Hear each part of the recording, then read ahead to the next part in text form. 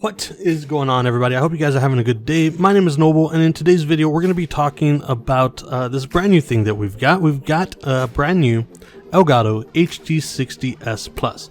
Now, we were working with an Elgato HD60 S, and there's not really that much of a difference except for one major thing that I really wanted for this, and we'll go ahead and talk about that in a little bit. I actually got some pictures, and I want to go ahead and talk about some of the things that we can expect from this.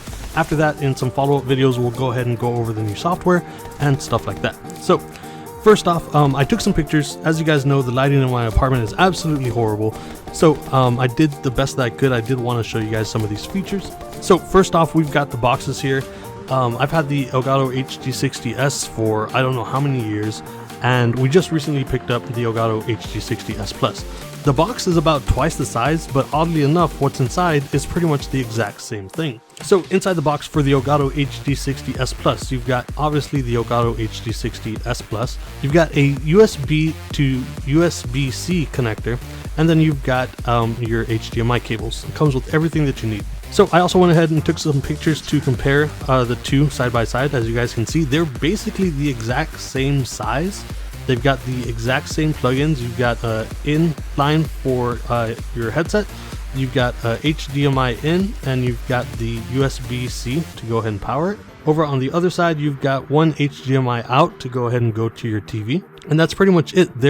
I think they're basically the exact same size with maybe a little bit more weight on the Elgato HD60 S Plus, although when holding them both in your hand, you can't really tell that much of a difference. Alright, so let's go ahead and talk about the reason that I went ahead and picked this up. Now, I don't know if you guys know this. If you guys have been using the Elgato HD60 S, even though you may have a 4K TV, if you are trying to capture gameplay, you're actually not getting 4K on what you're playing on your own Xbox or your own PlayStation.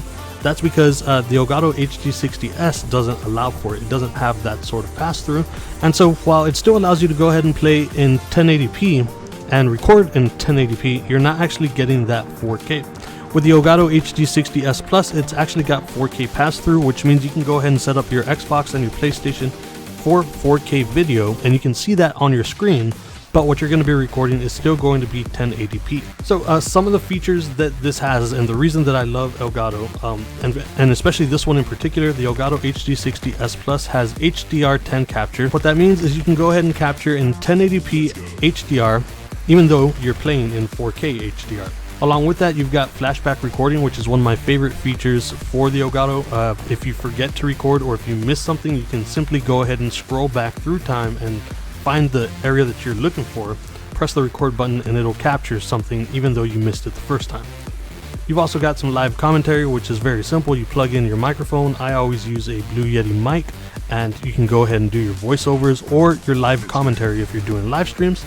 And then of course it's got your video library where it stores all the videos that you've recorded in the past. So the first thing I want to go ahead and say before we go ahead and do any other videos on this is that I thought we could go ahead and use the same software that we were using for the Elgato HD60 S, and that's not the case. You actually need to download this 4K capture utility for Windows. So in order to go ahead and get this installed, you're going to head on over to elgato.com. You're going to click on the right side where it says downloads, and you're going to scroll down and look for the 4K capture utility for Windows. Go ahead and download that, and then you're going to have to go ahead and install it. You guys should know how to do this.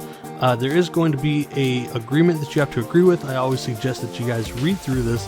Once you're done, click I accept and hit next, and then just wait for it to install. It's not all that hard. You guys have installed stuff on your computer before, I'm assuming, so it shouldn't be all that hard. Once that is installed, your software will pop up, and this is a whole new software for me. I was using the older one for the Elgato HD60 S, so this is something that we're going to have to go through together.